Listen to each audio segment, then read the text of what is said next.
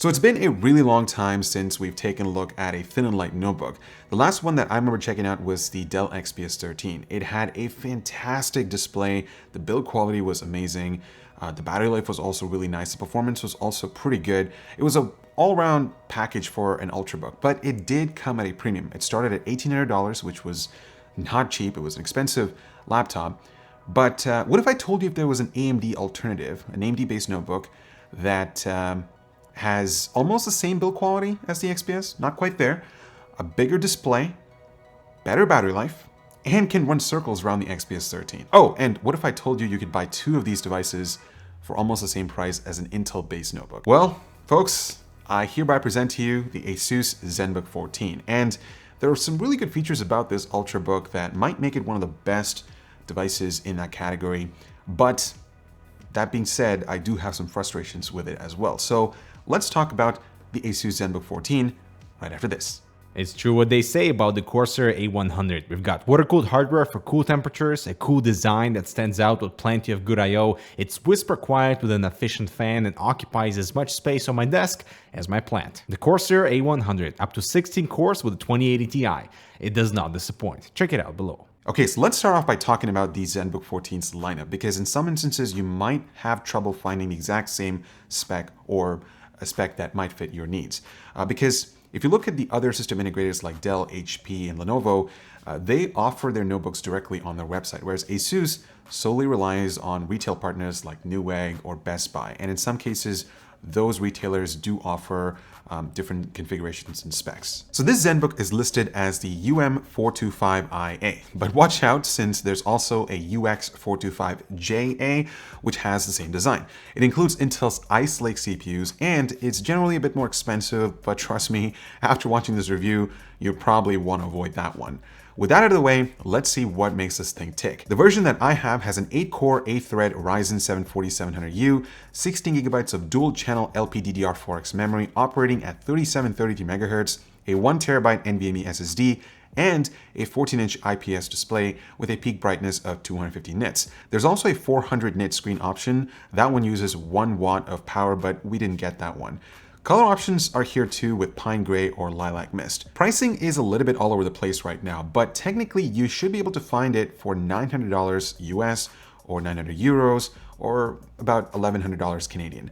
This is the highest end spec available, but if that's too expensive for you, there are other options going down to a Ryzen 5 4500U, 8 gigs of RAM, a 256 gig SSD, and a 250 nit display for under $600 US. In terms of size, like with all Ultrabooks, the ZenBook 14 is literally focused on portability before anything else. But it does have a full 14-inch display crammed into a body that's no bigger than most 13-inch laptops. It's also super thin at just 0.6 inches and it weighs about 2.5 pounds, but do note that if you get the standard model, it'll weigh a bit more. The wall adapter for the ZenBook is pretty straightforward, but the charging cable is only 78 inches or 198 centimeters long, which is a lot shorter than notebooks with a power brick style setup. Luckily, the ZenBook can accept a charge from any 65 watt or higher USB charger, and it can fast charge up to 60% in less than 50 minutes, so that's pretty cool. But one of the first things that really jumped out to me was the build quality. Honestly, the days of less expensive notebooks feeling cheap are mostly gone, and this notebook is proof of that. I mean, sure, most of the chassis is plastic except for the lid, which has a spun metal finish, but everything else feels super sturdy. The metal lid does attract a lot of fingerprints, as you can see. I don't know if the camera can do justice, but yeah, it's definitely really hard to keep clean. Also, the bottom panel isn't exactly flush. I've noticed a few spots here and there that doesn't go flush to the edge, so I mean, other than that, this is a really well-built notebook for the price. I really like the hinge mechanism ASUS has used here because it elevates the entire surface to a slight angle, which makes typing a lot more natural and comfortable. The display is actually stabilized by your work surface, so there's very less wobble as you're working on the laptop. Also, ASUS has implemented rubber pads at the bottom, so it doesn't really slide off as you're, again, working on the laptop. And speaking of the display, it's matte, so reflections won't be an issue. And as I mentioned earlier, I've got the 250 nit version. And I have to say, ASUS nailed it in the color accuracy department with a 97% sRGB, along with respectable Adobe RGB and DCI-P3 numbers. In my test, it also output 285 nits, so it's a bit brighter than ASUS claimed spec. Like I said, for a $900 Ultrabook, these are some really good numbers. This is the webcam test, and I'm pretty surprised by the video quality. It's actually significantly better than the XPS 13 that I checked out recently. Also, the microphone sounds really good, so you shouldn't have an issue with Skype meetings or just casual business meetings. You can easily take this thing for that. So ASUS, really good job. The speakers are bottom facing. It's pretty good, but it's not as good as the XPS 13. Honestly, for casual media consumption, just watching YouTube videos here and there, this thing should get the job done just fine. For I/O, ASUS has done a pretty good job, but as I make my way around, you'll notice what could be a huge omission for some of you guys. So on the left-hand side, there's a full-size HDMI output and two USB 3.2 Gen 2 Type-C connections, either one of which can be used to charge the laptop. On the right-hand side, there is a USB 3.2 Gen 1 Type-A port, which is nice to have since some Ultrabooks like the XPS 13 have gone all in with Type-C. There's also a micro SD card reader. And were you able to find the missing connector, the most crucial connector that we all love? That's right, there's no 3.5mm headphone jack. This is probably the first notebook that I've come across that does not have a 3.5mm connector. Listen, I get it. Some people have transitioned to wireless headphones, and according to ASUS and some of the studies I've conducted, that's what they told us. I mean, people end up using wireless headphones with their notebooks. But I am not a fan of this elimination because I constantly use headphones and I normally plug them in when I'm using a laptop. So this to me is just, it's bad. Now, some models do include an optional USB-C to 3.5mm adapter that also has a built-in ESS Saber DAC, but that's just another dongle to lose. There's also a USB-A to LAN adapter as well, and some versions do come with a travel case, which is really nice. Now make sure that they're included in the package when you pick this up. The keyboard has an edge-to-edge design. There is no fingerprint reader. It also is backlit, but only in white, and there are 3 brightness options. Lighting is well done on this notebook. The keys themselves are pretty good. There's a very short throw, so that means it's gonna have little tactile feedback. Now, it's definitely better than some of the other Ultrabooks that I've tested. So for instance, it's superior compared to the Blade 15 or even my Blade Stealth Ultrabook. The trackpad is really good. ASUS has implemented a glass surface, so finger navigation is absolutely smooth. The primary left and right buttons are also integrated and they are nice and tactile.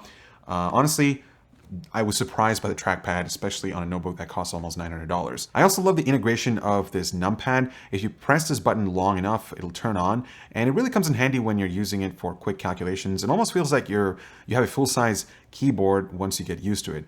There's also brightness adjustment when you hold this key over here. And you can still use the trackpad since the software does really well at predicting when you're trying to use the numpad. As for upgradability, well, the first thing you need to know is that getting inside this notebook is a bit of a hassle. So you need to remove the 2 rubber feet and then remove the screws underneath that. There's not all that much going on over here since the LPDDR4X is soldered onto the motherboard, but it's pretty evident that ASUS didn't really have the space to put an audio jack anywhere, since a ton of space is taken up by that massive 67 watt-hour battery. Personally, I would cut out the micro SD card slot, but let me know what you think. The one thing that you can upgrade is the Intel 660p SSD, but I'm not sure if you would want to. It's a decent size at 1 terabyte, and it has pretty good read and write speeds. The battery is something really impressive about this laptop. Usually we see 65 watt-hour batteries on gaming notebooks, but here it's attached to a thin and light notebook, and it's super efficient.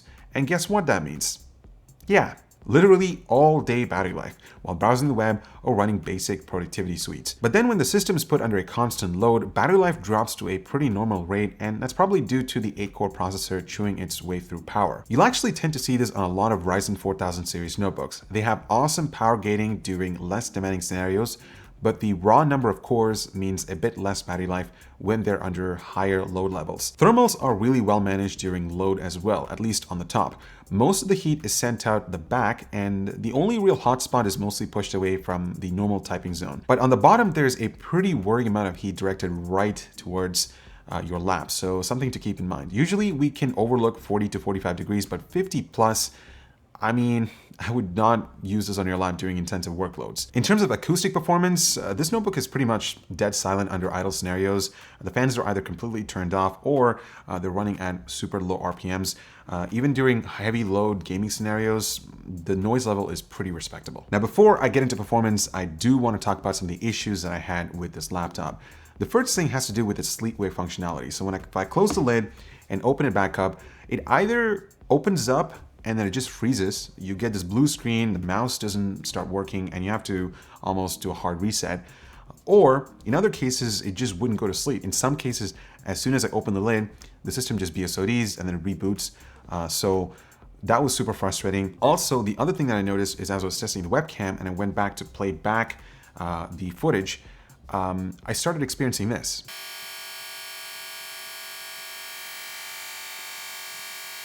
Now, we did update the drivers and the BIOS to the latest version, but we still ended up experiencing these issues.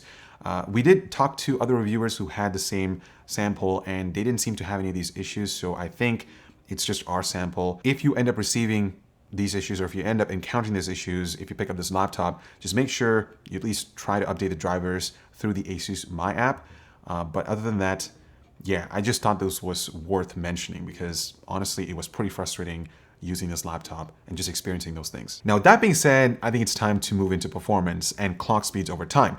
And just to recap, the Ryzen 7 4700U in here is rated to run at a base clock of 2.1 gigahertz and a boost up to 4.1 gigahertz. Meanwhile, it has a 15-watt TDP rating, though it can be configured from 10 to 25 watts depending on the notebook design. In this case, the ZenBook starts off really strong, which would be beneficial for a shorter test, but over the long run, its clock speeds gradually reduce even in the highest performance mode. After a few minutes, they leveled out to about 2.15 GHz, while CPU temps were below 70 degrees. By the end of the test, the 4700U was sucking down just 13 watts. Now, I guess you're wondering why the CPU was running at its base clock even though temperatures were low. Well, on thinner lights, it's all about managing surface temperatures. CPU thermals are kept low so heat doesn't make its way into the chassis and then onto the keyboard area or your lap. Even the performance by the 4700U was excellent, and it literally destroyed the Intel Ice Lake CPUs in basic productivity and editing tasks. Even in lightly threaded apps like Excel, the AMD system performed really well. But then we get to two applications where I expected AMD to shine and it didn't. The first is Adobe Premiere, because ever since the 14.2 update, hardware acceleration is supposed to be enabled for Radeon GPUs. I've seen it do amazing things on the 4000H series, but that didn't happen here at all. Regardless of power plan settings, the Vega graphics were only used between 5 to 10%, so the end result was a spanking for the ZenBook. Switching over to DaVinci Resolve, and it was a complete failure for AMD. While it rendered the entire project and it utilized 100% of the integrated graphics, the final output was pretty corrupted. The file was corrupted, as you can probably see. It was a complete fail. I can't really point fingers at either Adobe or DaVinci or Blackmagic because I think this has to do with AMD's integrated encoder and decoder engine, or it might be just drivers not being able to communicate properly with the NLE. So yeah, I mean, listen, no one's gonna buy an inexpensive Ultrabook for hardcore video editing, but if you are someone who's just planning on casually doing some cuts here and there, you can get away with Adobe, but then keep in mind those longer export times are certainly something to consider. But yeah, I wouldn't really use this to create content. Now, when you look at gaming performance, the ZenBook 14 keeps pretty far ahead of other more expensive Ice Lake notebooks.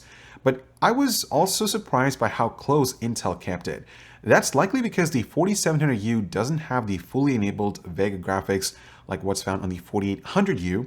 But either way, I think we might have to revisit this with more games when Tiger Lake gets rolled out. So to conclude, I am really impressed with what ASUS has been able to deliver with the ZenBook 14. For the price, I think they've nailed the build quality. It just surpassed my expectations. The keyboard is really nice. The trackpad is great.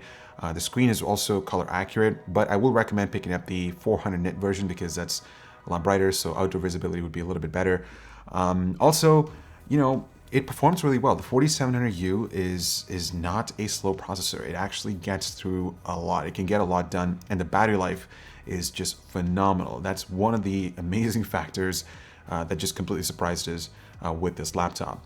That being said, I am not a fan of the removal of the headphone jack. The fact that they eliminated one of the crucial connectors. I'm sure a lot of people would be disappointed with that as well. Also, the issue with sleep-wake functionality, some of the issues that I had experienced with this notebook, particularly with that, and just some weird quirks here and there. It's a red flag, and it just made me not want to recommend this laptop, but having confirmed with other reviewers, they don't seem to have that issue, so it could just be my sample. So yeah, we just have to wait and see. In fact, if you have picked one of these notebooks with a Ryzen CPU, what has been your experience like? I'd love to know that in the comments. On that note, thank you so much for watching, and I'll talk to you guys in the next one.